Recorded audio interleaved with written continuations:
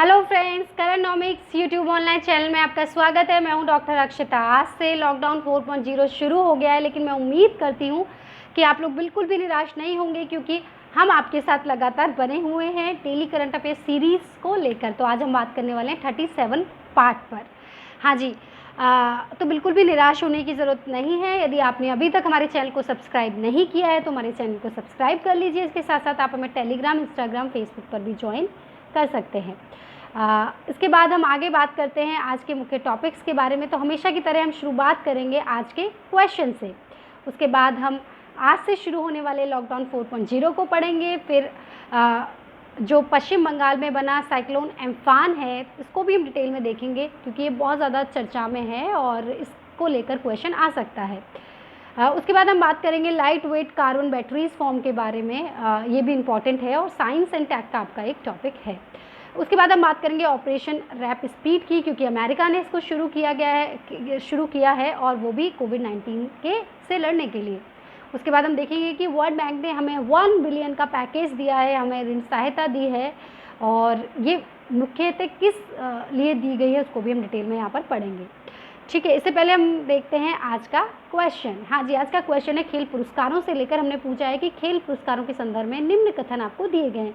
Sports awards के संदर्भ में आपको निम्न कथन दिए गए हैं। पहला अंकिता रैना के बारे में है कि अंकिता रैना ने एशियाई खेल 2018 में महिला एकल कांस्य पदक जीता था। कथन दूसरा, इन्हें ऑल इंडिया टेनिस एसोसिएशन द्वारा ध्यानचंद पुरस्कार के लिए नामांकित किया गया है। तो आपको बताना है कि निम्न में से कौन सा कथन सही है। ऑप्शन ए केवल एक सही है, ऑप्शन बी केवल 2 सही है, ऑप्शन सी सभी कथन सही हैं, ऑप्शन डी सभी कथन गलत हैं। अगेन आपको इस क्वेश्चन का जवाब हमारी इस वीडियो के नीचे कमेंट सेक्शन में प्रोवाइड कराना है।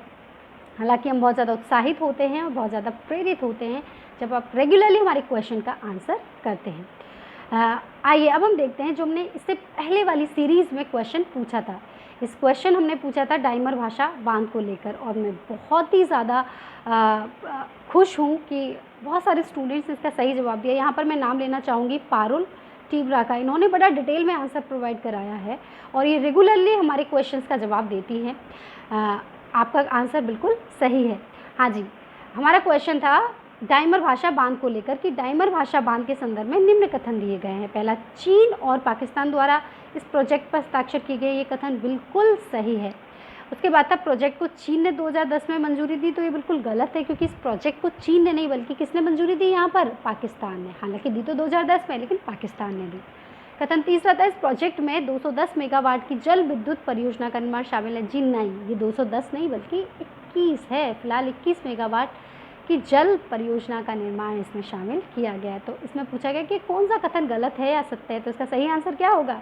दूसरा और तीसरा, क्योंकि दोनों ही कथन क्या हैं? गलत हैं।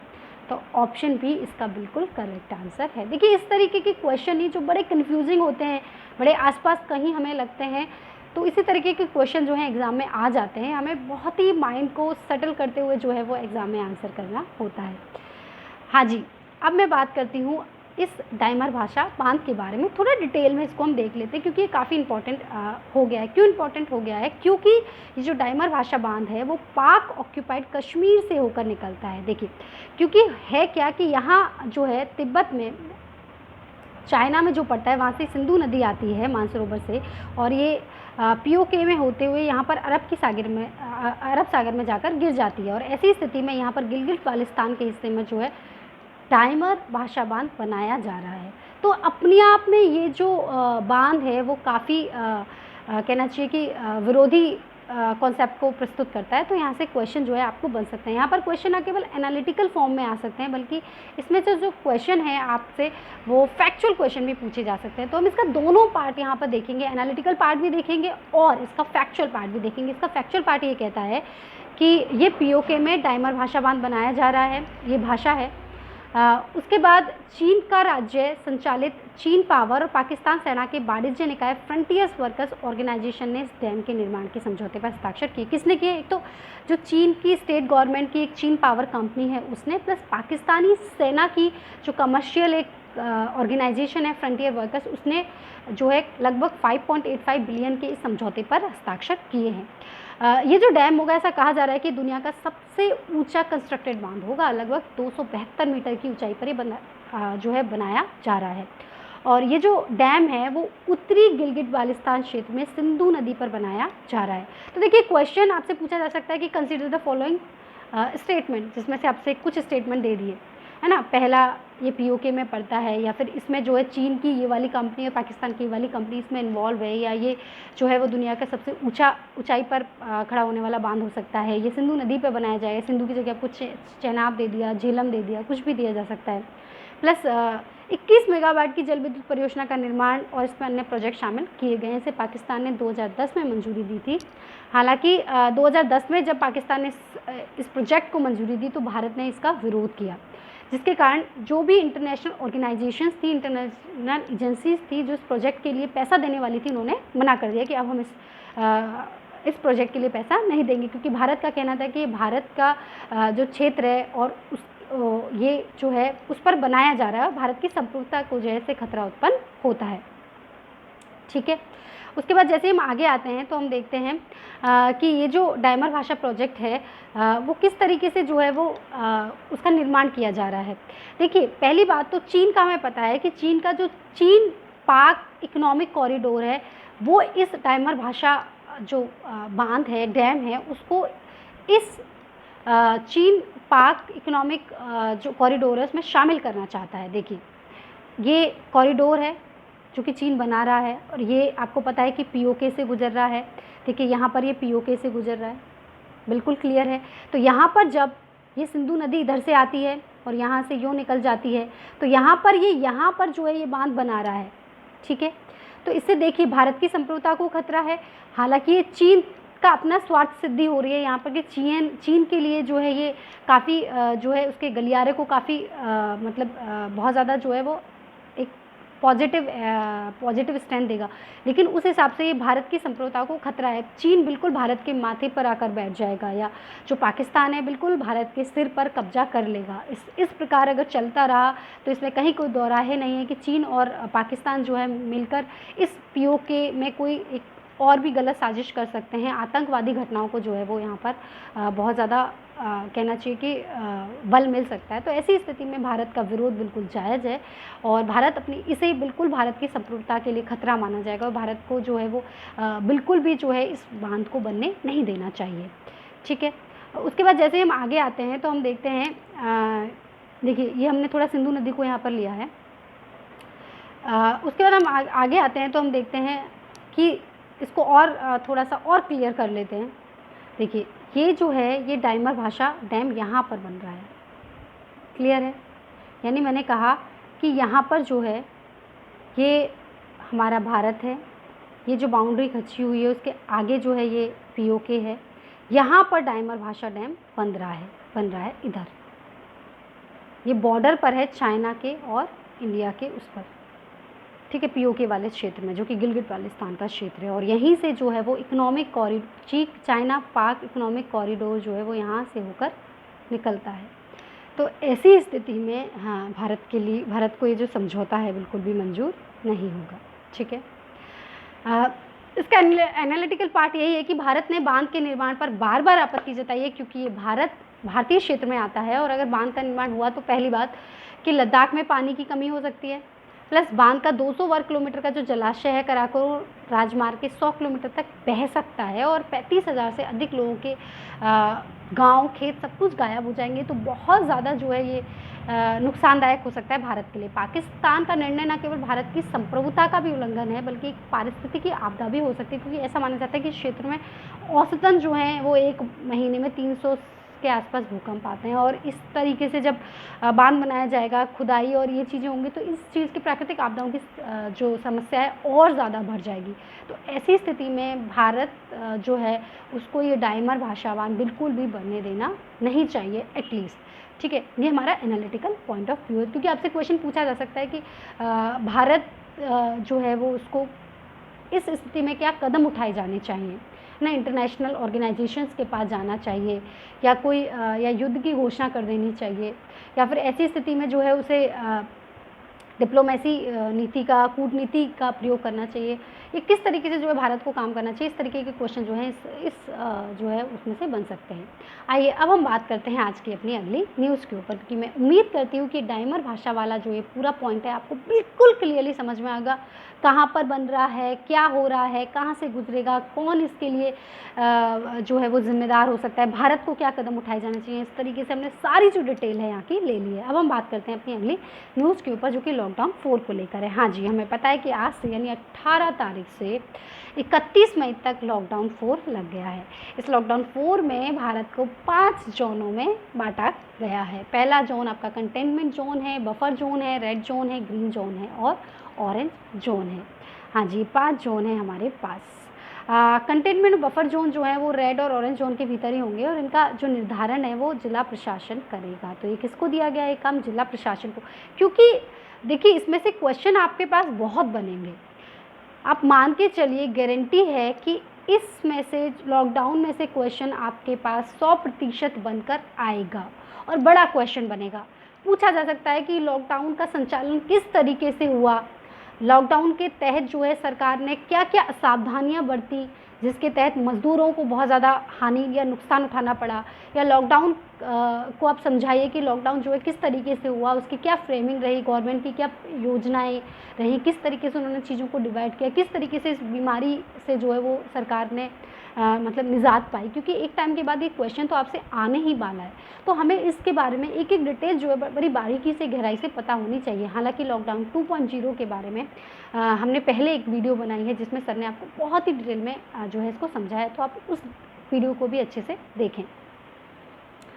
तो देखिए इसको थोड़ा सा हम देखते हैं। तो सबसे पहले जो है 25 मार्च से 14 अप्रैल तक लॉकडाउन पहला लगा था, चरण पहला लगा था, जो कि कुल 21 दिन के लिए था। उसके बाद हमारा दूसरा चरण आया जो कि 15 अप्रैल से लेकर 3 मई तक का था, ठीक है, जो कि 19 दिन के लिए था। उसके बाद चरण तीसरा आया जो कि 4 मई से लेकर 17 मई तक था, जो कि 14 दिन का था। अब पुनः जो है वो चरण चौथा या 4.0 जो है वो शुरू हो गया है लॉकडाउन, जो कि 18 मई से लेकर कब तक रहेगा? 31 मई तक रहेगा। ये भी 14 दिन का है। तो आपको पूरी डिटेल जो है 1 बाय 1 एकदम क्लियर होनी चाहिए कि क्वेश्चन कहीं से भी उठ के आ जाए, एटलीस्ट ये कैसे लगा, क्या इसकी प्रोसेस रही, इसमें सरकार को और क्या सावधानी बरतनी चाहिए थी, या और क्या हो सकता था, इन सब चीज़ों को लेकर कहीं ना कहीं से क्वेश्चन आपसे उठने ही वाला है। तो आप इसको बहुत ही अच्छे से जो है क्लियरली कर लीजिए। इसका कारण ये था कि कोविड-19 महामारी फैली हुई थी। इसमें क्या क्या किया गया? देखिए, लोगों को उनके घरों से बाहर निकलने पर प्रतिबंध लगाया गया। फार्मेसी, अस्पतालों, बैंकों, किराने की दुकानें यानी असेंशियल कमोडिटीज़ जो थी, असेंशियल चीज़ें जो थी, आवश्यक सेवाएं थी, उन सेवाओं को छोड़कर सभी सेवाओं दुकानों को बंद कर दिया गया। वाणिज्यिक और निजी प्रतिष्ठानों को बंद कर दिया गया। केवल यदि वर्क फ्रॉम होम करना चाहते हैं तो कर सकते हैं। कमर्शियल और प्राइवेट एक्टिविटीज़ बंद थी। प्राइवेट जो ऑर्गेनाइजेशन थे वो बंद थे। सभी शैक्षणिक प्रशिक्षण अनुसंधान संस्थानों का निलंबन कर दिया गया था। आपको पता है कि अभी भी कॉलेज, स्कूल्स बंद हैं, कोचिंग्स बंद हैं। सभी पूजा स्थल मतलब सारे मंदिर वगैरह बंद कर दिए गए। गैर ज़रूरी सार्वजनिक और निजी परिवहन को निलंबन, इस तरीके से जो धार्मिक गतिविधियों पर प्रतिबंध लगा दिए इत्यादि जो है। तो आपसे क्वेश्चन ये कितना सही था, यदि ऐसा नहीं होता तो क्या होता? क्योंकि उसके बाद यदि हम देखें तो लगातार जो है वो हमें पता है कि लॉकडाउन लगाए जाने के बावजूद भी जो है वो कोरोना वायरस पॉजिटिव लोगों की संख्या जो है वो लगातार बढ़ती जा गई भारत में।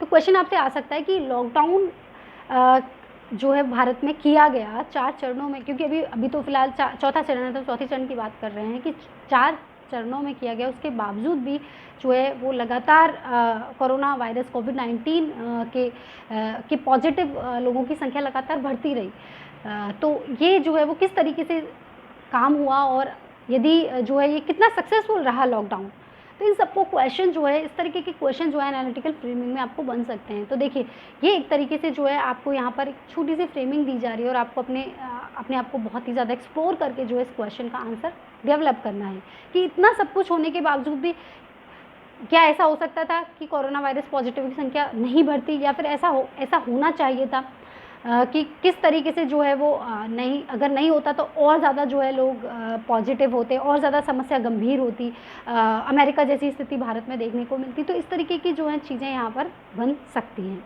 ठीक है। तो थोड़ा सा हम देख लेते हैं कि देखिए, पहले 1 मई को भारत सरकार ने 17 मई तक 2 सप्ताह तक जो है वो देशव्यापी तालाबंदी को आगे बढ़ाया था, लॉकडाउन को आगे बढ़ाया, ठीक है, तालाबंदी मतलब लॉकडाउन। सरकार ने पूरे राष्ट्र को इस वक्त 3 क्षेत्रों में विभाजित कर दिया था, लाल, हरा, नारंगी। आपको इसके बारे में यानी ग्रीन, रेड और ऑरेंज जोन के बारे में जो है हम ऑलरेडी आपको बता चुके हैं अपनी पहली वीडियो में। वैसे मैं बता देती हूँ कि ग्रीन जोन का मतलब यहाँ पर क्या हो गया कि जहाँ पर 28 डेज़ तक कोई भी कोविड-19 पॉजिटिव केस नहीं आया है। ऑरेंज जोन का मतलब है कि जहाँ पर 14 डेज़ तक कोई भी जो है कोविड-19 पॉजिटिव नहीं आया है। और लाल, रेड जोन का मतलब होता है जहाँ पर कोविड-19 के पॉजिटिव लोगों की संख्या लगातार बढ़ती जा रही है, कंटेनमेंट जोन है। ऐसे जोन को जो है रेड जोन कहा जाता है, ठीक है। अब 17 मई को यानी कल जो है वो राष्ट्रीय आपदा प्रबंधन प्राधिकरण यानी नेशनल डिजास्टर मैनेजमेंट जो अथॉरिटी है उसके द्वारा 31 मई तक का राष्ट्रव्यापी तालाबंदी कर दी गई है, उसको और आगे बढ़ा दिया गया है। तो इस तरीके से 4 चरण काम करे और जो तीसरा चरण था उसमें आपको पता है कि 3 जोन जो डिवाइड किए गए उसमें और किस तरीके से काम किया गया, किस तरीके से राहतें दी गई वो बताया गया। इससे पहले जो एक काम और हुआ था क्योंकि हमें पता है कि 25 जून को जो है वो लॉकडाउन हुआ, उससे पहले 22 जून को जनता कर्फ्यू लगाया गया, 22 मार्च को 25 मार्च से लॉकडाउन शुरू हुआ, उससे पहले 22 मार्च को जो है वो जनता कर्फ्यू लगाया गया था 14 घंटे के लिए, जिस कर्फ्यू में भाग लेने के लिए पुलिस, चिकित्सा सेवाओं, मीडिया, होम डिलीवरी पेशेवरों, अग्निशामकों जैसे आवश्यक सेवाओं को के लोगों को छोड़कर सभी को आवश्यक था कि वो जो है वो क्या करें, घर के भीतर रहें। लगभग 14 घंटे का था, ठीक है। और शाम को 5 बजे आपको पता है कि सबको अपने बालकनी, दरवाजे या खिड़कियों पे खड़े होकर ताली बजानी थी, सराहना करनी थी कोविड-19 वॉरियर्स के लिए। तो ये जो कहीं से भी जनता कर्फ्यू से लेकर हम शुरू करते हैं क्योंकि कोविड-19 तो अपने आप में साइंस का जो एक इम्पॉर्टेंट जो है वो मुद्दा है जिसके ऊपर क्वेश्चन 100% आएगा। इसी तरीके से लॉकडाउन जो है वो अपने आप में एक बहुत ही इम्पॉर्टेंट टॉपिक है जहाँ से क्वेश्चन आएगा ही आएगा। एनालिटिकल वे में भी क्वेश्चन तो पूछा ही जाएगा। इसके अलावा हो सकता है कि आपसे फैक्चुअल क्वेश्चन भी इसमें पूछ ले जाए जनता कर्फ्यू को लेकर या जो 4 चरण रहे वो कौन कौन से थे उनको लेकर, ठीक है। आइए लॉकडाउन 4.0 की बात करते हैं तो राज्य सरकारों को रेड जोन, ऑरेंज जोन और ग्रीन जोन का परिसीमन करने का अधिकार यहाँ पर दे दिया गया है। यानी यदि कोई भी फैसला जो है राज्य सरकार अब ले सकती है, पहले ये केंद्र सरकार के ऊपर था। अब इन जोन को लेकर कोई भी फैसला करना है, इनमें क्या रियायतें बरतनी है, कौन सी दुकानें खोली जाएंगी, इन सब के लिए जो है वो राज्य सरकार को अधिकार दे दिए गए हैं। अच्छा, इन रंगों की बात करते तो ये रंग क्या होते हैं मैंने आपको इससे पहले आपको बताया भी। कंटेनमेंट जोन इसमें एक नया वर्ड है जिसको लेकर आपने पता नहीं पढ़ा या नहीं पढ़ा है। तो कंटेनमेंट जोन को भी हम यहाँ पर थोड़ा सा देख लेते हैं। कंटेनमेंट जोन जो है एक नियंत्रित यानी कंट्रोल एरिया होता है और इस एरिया में जहाँ कोविड-19 पॉजिटिव मामले बहुत ही अधिक होते हैं और इस क्षेत्र में जो है उसको जो है कंटेनमेंट जोन घोषित कर लिया जाता है और ये जो है कंटेनमेंट जोन घोषित करने का अधिकार जिला अधिकारियों को दिया जाता है, ठीक है। एक बड़े प्रकोप के मामले में अगर बहुत ही ज़्यादा पता चले कि पॉजिटिव मामले आ गए हैं तो ऐसी स्थिति में नगर पालिका वार्ड, नगर पालिका क्षेत्र, पुलिस स्टेशन क्षेत्र, कस्बों आदि को पूरी आज़ादी होती है जहां से मामलों और संपर्कों को सूचित किया जाता है कि वो जो भी उस क्षेत्र को लेकर कोई भी निर्णय लेना चाहते हैं तो वो ले सकते हैं। एक ज़िले की रैपिड रिस्पांस टीम जो होती है उन मामलों और संपर्कों की सीमा के आधार पर क्या करती है, कंटेंट जोन की पहचान करती है और उसे सूचीबद्ध करती है। पूरी तरीके से ज़िले के प्रशासन के ऊपर वहाँ के नगर पालिका वार्ड, नगर पालिका क्षेत्र, पुलिस स्टेशन क्षेत्र इत्यादि के ऊपर ये डिपेंड करता है। तो क्वेश्चन हो सकता है कि आपसे यहाँ पर कंटेनमेंट जोन को लेकर पूछ लिया जाए, फैक्चुअल क्वेश्चन पूछ लिया जाए कि कंटेनमेंट जोन से लेकर रिलेटेड कि क्या है ये, किस तरीके से जो कंटेनमेंट जोन घोषित होता है, कौन करता है, तो इत्यादि की डिटेल हमारे पास यहाँ पर है। इसके बाद बफर जोन और एक वर्ड आया था। देखिए बफर जोन क्या है, तो इसको क्लियर रखना है कि बफर जोन एक नियंत्रण क्षेत्र जो कंटेनमेंट जोन क्षेत्र हमने देखा था उसका जो 5 किलोमीटर का दायरा होता है और ग्रामीण क्षेत्रों में इसको 7 किलोमीटर हम देते हैं, उसका जो एरिया होता है वो बफर जोन कहलाता है। यानी सबसे पहले आपका ग्रीन जोन सबसे सेफ, उसके बाद ऑरेंज जोन, ठीक है, जहाँ पर नॉर्मल है चीज़ें फिर भी, उसके बाद आपका रेड जोन जहाँ पर बहुत ही ज़्यादा खतरा है, उसके बाद उसके अंदर कंटेनमेंट जोन हो जहाँ पर कि पॉजिटिव मामले बहुत ज़्यादा, उस कंटेनमेंट जोन के बाहर जो 5 किलोमीटर का एरिया शहरों में बफर जोन और गांव में 7 किलोमीटर का क्षेत्रीय जो कहलाएगा वो बफर जोन कहलाएगा, ठीक है। क्लियर है बात आपको। यानी लॉकडाउन 4 से रिलेटेड जो भी टर्मिनोलॉजी जिनके ऊपर क्वेश्चन आ जाए वो आपको पता होना चाहिए, इसके एनालिटिकल पोर्शन के बारे में भी आपको पता होना चाहिए। तो मैं उम्मीद करती हूँ कि ये टॉपिक भी आपको अच्छे से समझ में आया होगा। आइए अब हम बात करते हैं कुछ कोविड-19 में जो लॉकडाउन 4.0 उसमें क्या दिशा निर्देश दिए गए। आपको ये सारी चीज़ें जो हैं बहुत ही कहना चाहिए कि आपको अभी भी इस स्तर पे भी पता होनी चाहिए और इनमें से क्वेश्चन भी आ सकते हैं। तो ये है कि क्या दिशा निर्देश हैं कि सार्वजनिक कार्य क्षेत्रों पर मास्क को जो है वो ढकना ज़रूरी कर दिया है या फिर थूकना नहीं है, आपको तम्बाकू इत्यादि का उपभोग नहीं करना, ठीक है। यदि आप कहीं अंतिम संस्कार में जा रहे हैं तो सोशल डिस्टेंसिंग होनी चाहिए, अधिकतम 20 लोग जो हैं वो जा सकते हैं। इसके साथ-साथ दुकानों पर यदि आप कोई सामान लेने चाहते हैं 5 फुट की दूरी रखनी होगी, 5 से अधिक लोग नहीं होने चाहिए इत्यादि जो हैं इसके लिए दिशा निर्देश जारी किए गए हैं। अच्छा, मेरा क्वेश्चन आपसे यहाँ पर ये है कि यदि आप लॉकडाउन का उल्लंघन करते हैं जानबूझकर तो आप पे कार्रवाई क्या हो सकती है? तो इसको लेकर भी क्वेश्चन आ सकता है और आपको बिल्कुल क्लियर रखना है कि यदि लॉकडाउन का पालन नहीं करते हैं तो उस लॉकडाउन के खिलाफ जो है आपदा प्रबंधन अधिनियम 2005 के अनुसार कार्रवाई की जाएगी। डिजास्टर मैनेजमेंट एक्ट 2005 के अनुसार कार्रवाई की जाएगी, क्लियर है। और इस एक्ट के तहत जो सेक्शन है 51 उससे लेकर 51 से लेकर 60 तक की धाराओं को बताया गया है। यदि आप लॉकडाउन का उल्लंघन करते हैं तो आपके साथ क्या क्या हो सकता है, या आपको जेल हो सकती है, जुर्माना हो सकता है, क्या क्या हो सकता है 51 से लेकर 60 तक क्लियरली बताया गया। तो आपको यहाँ पर बिल्कुल जो है वो स्पष्ट होना चाहिए कि यदि ऐसा नहीं होता है तो क्वेश्चन आपसे पूछ लिया जाए कि लॉकडाउन का पालन ना करने पर व्यक्ति को किस प्रकार से जो है वो कार्रवाई की जाने की बात कही गई थी। तो आपको पता होना चाहिए कि या किसके अंतर्गत कार्रवाई करने की बात कही गई थी, उसको समझाइए और क्या क्या था उसमें। तो आपको पता होना चाहिए कि आपदा प्रबंधन अधिनियम 2005 के तहत और इसके तहत जो सेक्शन 51-60 थे, 51 से लेकर 60 के तहत जो है वो कार्रवाई की जानी थी, ठीक है। उसके बाद जैसे ही हम आगे आते हैं तो आगे हम अपनी अगली न्यूज़ को देखते हैं, क्योंकि मैं उम्मीद करती हूँ कि न्यूज़ बहुत अच्छे से लॉकडाउन को आपको क्लियर हुआ होगा। अगली न्यूज़ हमारी साइक्लोन एम्फान को लेकर है। देखिए, ये बंगाल की खाड़ी में जो है ये साइक्लोन आया है और ये चक्रवात है, ठीक है। और इसकी जानकारी भारतीय मौसम विभाग ने दी और उसने कहा है कि 19 मई तक पश्चिम बंगाल के जो तटीय ज़िले हैं, उड़ीसा इत्यादि को जो है वो बहुत ही शांति से जो है उससे निपटना पड़ेगा। इसके तहत भारी बारिश हो सकती है, ओले गिर सकते हैं, आंधी तूफान इत्यादि आने की संभावना जो है लगातार बनी हुई है। देखिए, मेरी पहली बात है जो मैं आपसे पूछना चाहती हूँ कि साइक्लोन होते क्या हैं। देखिए, उससे पहले हम इसको देखते हैं, साइक्लोन को हम देखते हैं, साइक्लोन अम्फान को। तो देखिए, यहाँ पर जो है ये साइक्लोन यहाँ से लगातार आने की बात कही जा रही है और ये देखिए इस तरीके से वेस्ट बंगाल, उड़ीसा, इस जो क्षेत्र को जो है प्रभावित करने की पूरी संभावना है। और ये कहाँ पर बना है? पश्चिम बंगाल, क्योंकि हमें पता है ये भारत है और यहाँ पर क्या है? बंगाल की खाड़ी। तो यहाँ पर ये जो है साइक्लोन बना है, ठीक है। उसके बाद जैसे हम आगे आते हैं तो हम देखते हैं कि ये साइक्लोन जो है वो देखिए बनता कैसे है, या साइक्लोन होता क्या है। साइक्लोन जब कम वायुमंडलीय दाब के चारों ओर गर्म हवाओं की क्या पर होती है? तेज आंधी, तो उनको चक्रवात कहा जाता है ना।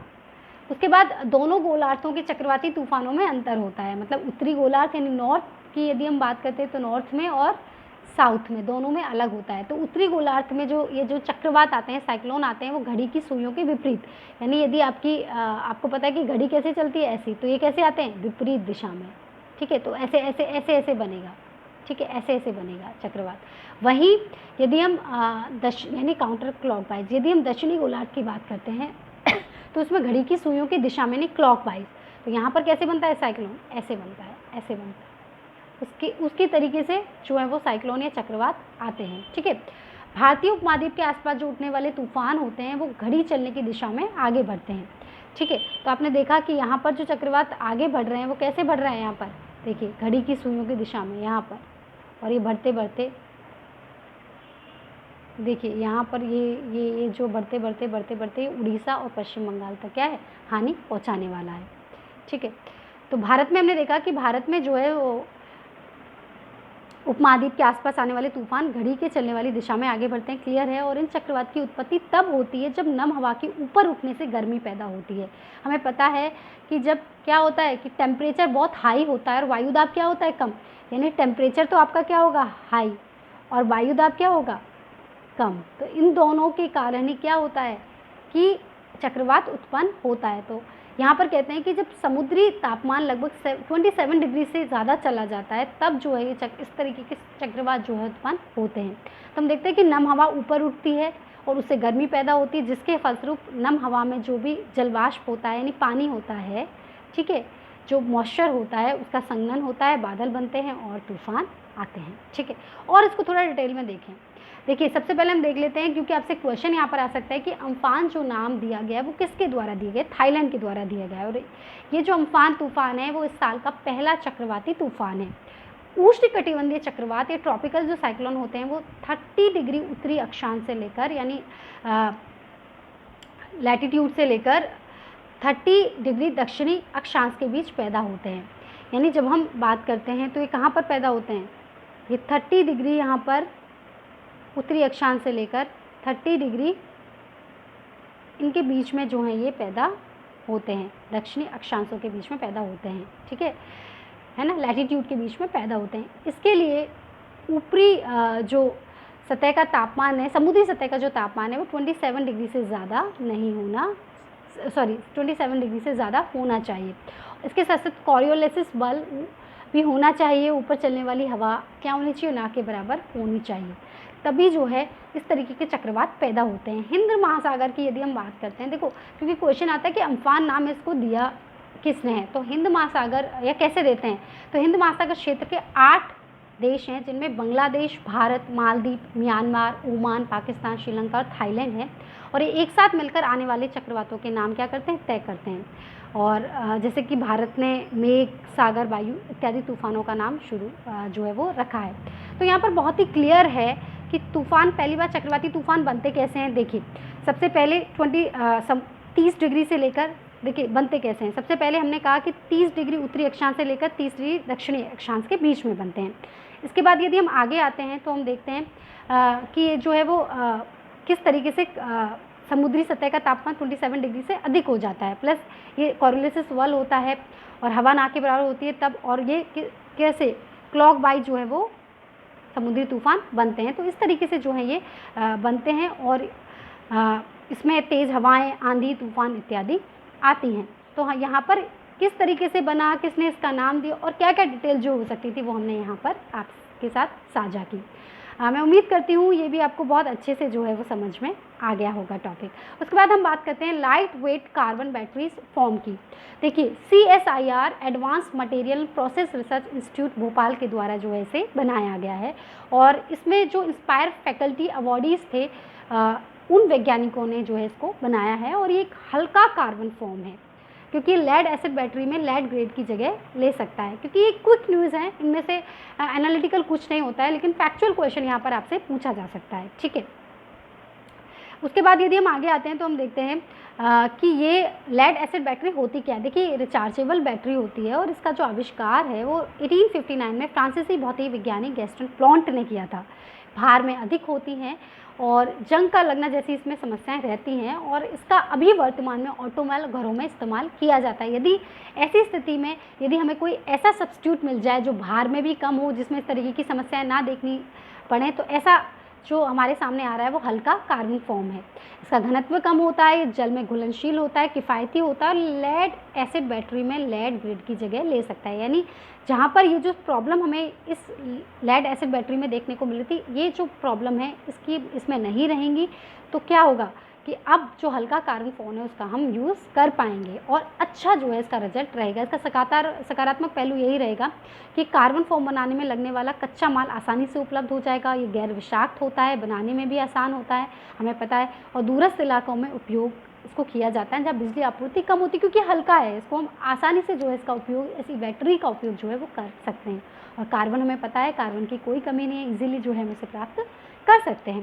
तो इस तरीके से एक क्विक न्यूज़ है जिसमें से क्वेश्चन जो है आपसे बन सकते हैं। देखिए आपसे क्वेश्चन यहाँ पर पूछा जा सकता है light weight carbon batteries form को लेकर कि इसको किसने बनाया और ये जो है वो किस तरीके से काम करेगा, किसका ये जो है वो किसकी जगह लेगा, किसकी जगह रिप्लेस किया जाएगा, तो ये भी हमें क्लियर होना चाहिए।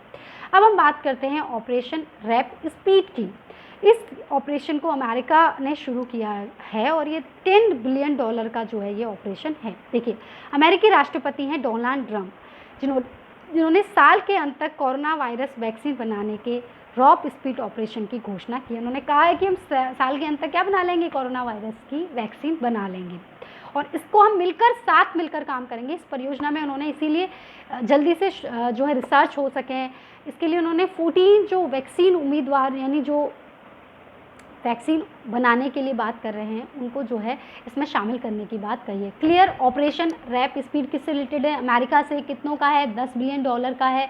इसमें क्या किया जाएगा, साल के अंत तक यानी 2020 के एंड तक जो है वो कोरोना वायरस की वैक्सीन बनाने की बात कही जा रही है। इसके अंतर्गत जो 14 जो वैक्सीन बनाने के लिए बहुत ही ज़्यादा जो टैलेंटेड वैज्ञानिक हैं उनको इसमें लिया जा रहा है। और उन्होंने ये कहा है वैक्सीन और no vaccine we are back and we are starting the process. उन्होंने कहा अब वैक्सीन जो है टीका हो या ना हो, लेकिन हमें जो है इस पे काम करना है, हमें अपनी जो रेगुलर जो है हमें अपनी लाइफ को जो है रेगुलर करना ही है। ये ऑपरेशन उसी से रिलेटेड है, ठीक है। अब जैसे ही हम आगे आते हैं तो हम देखते हैं कि मैनहट्टन परियोजना के बाद ये जो ऑपरेशन रैप स्पीड चलाया जा रहा है वो एक विशाल वैज्ञानिक, औद्योगिक और तार्किक प्रयास है जो कि अमेरिका के द्वारा किया जा रहा है। इसके साथ साथ ट्रंप ने ऑपरेशन का नेतृत्व करने के लिए सेना के एक जनरल पूल हेल्थ केयर कार्यकारी हैं, उनका नाम दिया है। उन्होंने कहा कि वैक्सीन को खोजने और वितरित करने के लिए सरकारी और निजी क्षेत्र के बीच एक साझेदारी के रूप में किया जाए। गवर्नमेंट प्राइवेट सेक्टर दोनों इसमें जो है मिलकर काम करेंगे।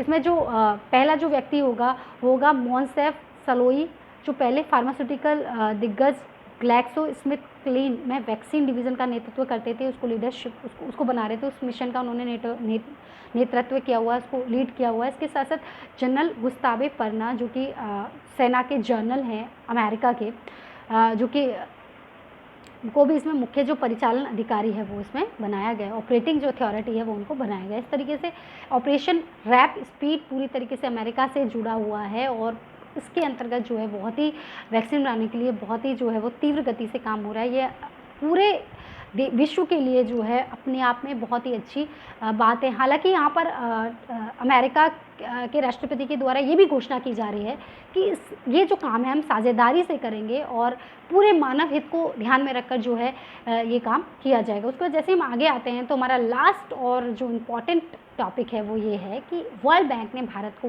1 बिलियन का पैकेज दिया है। इसको सोशल प्रोटेक्शन पैकेज भी कहा जा रहा है, ठीक है। क्यों दिया है, क्योंकि कोविड-19 के दौरान शहरी गरीबों और प्रवासी मजदूरों की समस्याएं बहुत ज़्यादा बढ़ रही हैं, उनकी मदद की जा सके। हमें पता है कि अब कोविड-19 के दौरान प्रवासी मजदूर जो हैं वो एक राज्य से अपने राज्यों में आ रहे हैं, तो उस राज्य में आकर जब उनका जो है वो क्योंकि डेली दिहाड़ी मजदूर, ऐसे छोटे छोटे मजदूर जिनको बहुत ज़्यादा नुकसान हुआ है, तो वो अपने आप को कैसे रिवाइव करेंगे, कैसे जो है वो इकोनॉमी के साथ कदम से कदम मिला के चल पाएंगे, तो उन्हीं की मदद करने के लिए ये पैकेज जो है वो जारी किया गया, जिससे कि जो ये मज़दूर हैं वो अपने स्थान पर रहकर ही, जहाँ पर रह रहे हैं वहाँ पर रहकर जो है वो कुछ काम कर सकें या और भी जो है इसके लिए कुछ और प्रयास अपनी आजीविका को चलाने के लिए कर सकें। तो अप्रैल में भी जो है वर्ल्ड बैंक ने भारत को $1 बिलियन दिए थे और एनडीबी ने नेशनल डेवलपमेंट बैंक ने भी $1 बिलियन जो है भारत को दिए हैं इससे पहले। ऐसा नहीं है कि ये पहली जो है वो पैकेज है जो कि भारत को दिया गया है, ये इससे पहले भी जो है एनडीबी और वर्ल्ड बैंक ने जो भारत की मदद की है कोविड-19 से लड़ने के लिए। आपातकालीन वित्तीय सहायता का सबसे बड़ा हिस्सा जो है वर्ल्ड बैंक ने भारत को दिया है। इसका उपयोग क्या है, इसका उपयोग ये है कि भारत को बेहतर screening, contract tracing, laboratory diagnosis, सुरक्षात्मक उपकरणों की खरीद और नए आइसोलेशन बढ़ाने में ये जो पैसा है वो मदद करेगा। भारत बेहतर स्क्रीनिंग कर पाएगा, कॉन्टैक्ट ट्रेसिंग करवाएगा, लेबोरेटरी डायग्नोस्टिक बना पाएगा, यानी जो है लेबोरेटरीज बना पाएगा, सुरक्षात्मक उपकरणों को खरीद पाएगा। तो भारत के लिए मदद सच में बहुत ज़्यादा ज़रूरी है, प्रवासी मजदूरों के लिए भी बहुत ज़्यादा इम्पॉर्टेंट है, इसका अपना एक बहुत ज़्यादा महत्व है। यदि हम विश्व बैंक की बात करते हैं तो हमें पता है कि विश्व बैंक जो है विश्व बैंक समूह जो है वो 5 अंतर्राष्ट्रीय संगठनों का एक ऐसा समूह है सदस्य देशों को वित्त और वित्तीय सलाह देता है। इसका मुख्यालय वाशिंगटन डीसी में है और इसकी स्थापना 1944 में हुई थी। हालांकि विश्व बैंक एक अंतर्राष्ट्रीय वित्तीय संस्था है जो कि ऋण प्रदान करती है। तो यहाँ क्लियर होना चाहिए कि विश्व बैंक ने भारत को क्या दिया है, ऋण दिया है। कितने का दिया है, $1 बिलियन का। किस लिए दिया है, मज़दूरों की प्रवासी मज़दूरों की मदद करने के लिए। इसके अलावा जो है वो और भी बहुत सारी चीज़ें हैं, जैसे लेबोरेटरीज़ बनानी है उनके लिए, या आइसोलेशन वार्ड बनाने हैं उनके लिए, यानी भारत को ये पैसा वापस करना पड़ेगा। इसका मुख्य उद्देश्य यही है कि वर्ल्ड बैंक की बात करते हो, वर्ल्ड बैंक का मुख्य उद्देश्य ये है कि सदस्य राष्ट्रों को पुनर्निर्माण और विकास के कार्यों में आर्थिक सहायता दी जाए। भारत के लिए विश्व बैंक के निर्देशक जो हैं वो जुनैद अहमद हैं। तो क्वेश्चन चाहे कहीं से भी आ जाए, विश्व बैंक से लेकर आ जाए या फिर विश्व बैंक ने जो भारत को मदद दी है उससे लेकर आ जाए। देखिए क्वेश्चन आ सकता है, कंसीडर द फॉलोइंग स्टेटमेंट। विश्व बैंक की एक दो चीज़ें पूछने की इसके जब ये सहायता दी गई भारत को, ये जो ऋण दिया गया भारत को, तो भारत के लिए विश्व बैंक के निर्देशक कौन थे, जुनैद अहमद थे। ठीक है, तो consider the following statement, 4 statement यहाँ पर आपको दे दिए। पहला स्टेटमेंट आपको दे दिया कि विश्व बैंक के द्वारा भारत को $1 बिलियन की मदद की गई है।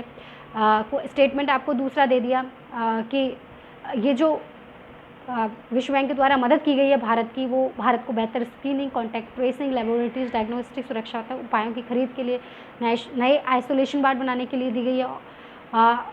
या स्टेटमेंट तीसरा दे दिया कि भारत के लिए विश्व बैंक के निर्देशक जुनैद अहमद हैं। तो आपको बताना है कि इनमें से कितने कथन सही हैं, तो इसमें से तीनों कथन बिल्कुल सही हैं। तो इस तरीके के क्वेश्चन जो हैं यहाँ से आ सकते हैं। मैं उम्मीद करती हूँ कि आपको आज की वीडियो हमारी बहुत अच्छी लगी होगी। आप इसी तरीके से हमारे साथ बने रहिए। मिलते हैं अपनी अगली वीडियो में, तब तक के लिए नमस्कार।